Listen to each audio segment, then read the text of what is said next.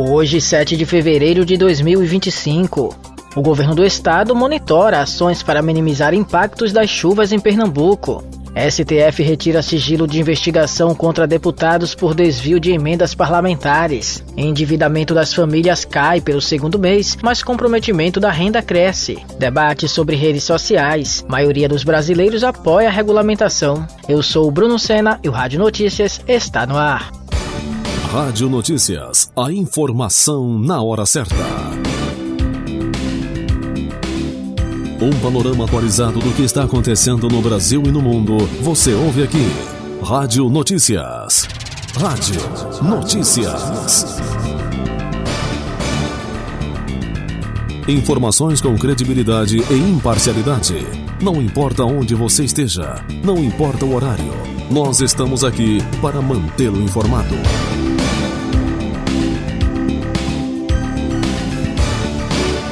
Rádio Notícias. A informação na hora certa. A governadora Raquel Lira acompanhou nesta quinta-feira 6 as ações do governo do estado para reduzir os impactos das chuvas que atingiram a região metropolitana do Recife e a zona da Mata nos últimos dias. A gestora visitou as salas de situação do Centro Integrado de Comando e Controle Estadual e da Agência Pernambucana de Águas e Clima, APAC, destacando a importância da preparação e da agilidade nas respostas para garantir a segurança da população. Raquel Lira lamentou as perdas e se solidarizou com as famílias afetadas. Ela reforçou que o Corpo de Bombeiros resgatou mais de 350 pessoas nos últimos dias e pediu que a população fique atenta aos alertas emitidos pela APAC, Corpo de Bombeiros e Defesas Civis. O governo trabalha para restabelecer a normalidade e identificar áreas de risco.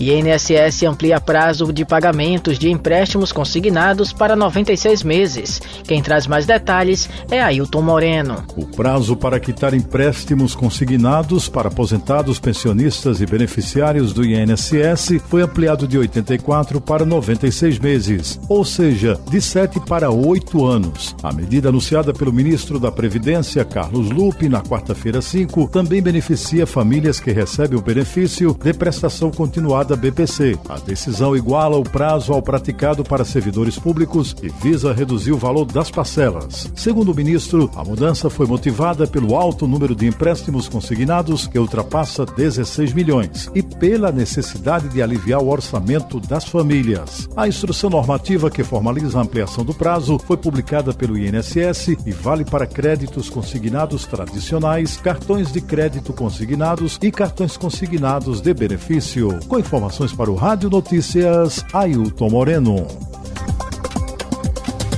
O ministro Cristiano Zanin, do Supremo Tribunal Federal, STF, retirou o sigilo da investigação contra os deputados Josimar Maranhãozinho, do PL do Maranhão, Pastor Gil, do PL do Maranhão e Bosco Costa, do PL de Sergipe, acusados de desvio de recursos de emendas parlamentares. Segundo as investigações, os parlamentares estariam no topo de uma organização criminosa voltada à negociação de valores. A Procuradoria-Geral da República apontou a existência de trocas de mensagens, depoimentos e documentos apreendidos que reforçam a denúncia. O processo revela a suposta comercialização de pelo menos 7 milhões de reais em emendas parlamentares. Além desse caso, há cerca de 20 investigações no STF sobre o uso irregular de emendas parlamentares. A informação na hora certa. Rádio Notícias. Vamos conferir as principais notícias nos portais, blogs e sites de Pernambuco. Tá nos portais, blogs e sites. Tá no portal Rádio Notícias. A Med Senior, plano de saúde especializado no público da terceira idade, abrirá sua primeira unidade na região Nordeste, com previsão de inauguração em 2025. Atualmente, a operadora está presente em 8 estados e no Distrito Federal, com uma rede de 40 unidades próprias. A escolha do Nordeste como nova frente de expansão foi baseada em estudos de mercado que identificaram a região como uma área estratégica para o crescimento do setor. Recife, capital de Pernambuco, foi selecionada como a primeira primeira cidade a receber uma unidade da empresa. A MedSenior atende beneficiários a partir dos 49 anos, com foco em medicina preventiva e promoção do envelhecimento saudável. O investimento previsto para a nova unidade é de R$10 milhões, alinhado ao plano da operadora de ampliar sua presença em todas as regiões metropolitanas do país. Tá no Diário de Pernambuco. O Sindicato dos Trabalhadores em Educação de Pernambuco, Sintep, denunciou nesta quinta-feira, dia 6, a precariedade da infraestrutura de várias unidades de ensino após o primeiro dia do ano letivo da rede pública estadual. As chuvas agravaram a situação. Após realizar visitas em 31 escolas nesta quarta-feira, dia 5, o Sintep encontrou diversos problemas, como infiltrações nas paredes e tetos, muros desabando, salas de aulas alagadas e falta de cadeiras. Segundo relatos, algumas unidades estavam realizando rodízio para que os alunos pudessem utilizar os assentos. O sindicato ressaltou que já havia alertado o governo do estado sobre a falta de manutenção nas unidades, mas segundo a denúncia, as medidas ainda não foram efetivas. O Diário de Pernambuco entrou em contato com a Secretaria de Educação do estado de Pernambuco, mas até a publicação desta matéria não obteve respostas. Está no site do Jamildo. A Central de Atendimento à Mulher, Ligue 180, registrou 31.030 atendimentos em Pernambuco em 2024, um aumento de 40,6% em relação ao ano anterior, quando foram contabilizados 22.069 casos. O número de denúncias também cresceu 16,3%, passando de 3.963 em 2023 para 4.609 em 2024. No total de registros, 4.087 foram realizados por telefone e 424 via WhatsApp. Os dados revelam que entre as denúncias, 2.739 foram feitas pelas próprias vítimas, enquanto 1.863 foram apresentadas por terceiros. Mulheres pretas e pardas são as principais vítimas e os agressores mais frequentes são esposos, companheiros ou ex-companheiros. O Rádio Notícias volta já. Rádio Notícias. A informação na hora certa. O ministro da Defesa de Israel ordenou nesta quinta-feira, dia 6, que as Forças Armadas preparem um plano para permitir a saída voluntária dos moradores da faixa de Gaza. A decisão foi tomada após declarações do presidente dos Estados Unidos, Donald Trump, que sugeriu reassentar palestinos. O ministro afirmou que países críticos às ações militares de Israel, como Espanha, Irlanda e Noruega, deveriam aceitar refugiados palestinos. O plano incluiria opções de saída por terra, mar e ar, segundo a mídia israelense. A proposta de Trump gerou reações negativas de diversas potências, incluindo Rússia, China e Alemanha, que alertaram sobre o risco de intensificação de conflitos. Arábia Saudita e Jordânia também rejeitaram a ideia. Semana do Cinema traz ingressos a R$10 em todo o Brasil. Estefânia Lima traz mais informações. Acontece em todo o Brasil a 6ª edição da Semana do Cinema. Até o dia 12 de fevereiro, os ingressos para todas as sessões e horários vão custar apenas R$10. A iniciativa, que já levou mais de 15 milhões de pessoas às salas em edições anteriores, busca democratizar o acesso à cultura e fortalecer a indústria audiovisual. E o cinema brasileiro vive um grande momento. De acordo com o Ministério da Cultura, em 2024 o número de espectadores dobrou e o país atingiu um recorde histórico com 3.481 salas em funcionamento. Além disso, filmes nacionais ganharam destaque internacional, como Ainda Estou Aqui, estrelado por Fernanda Torres e indicada a 3 categorias no Oscar. Para conferir a programação e adquirir ingressos promocionais, basta acessar os sites das redes exibidoras ou o portal do cinema da sua cidade. Com supervisão de Lucília Araújo, da agência Rádio Gov em Brasília, Estefânia Lima.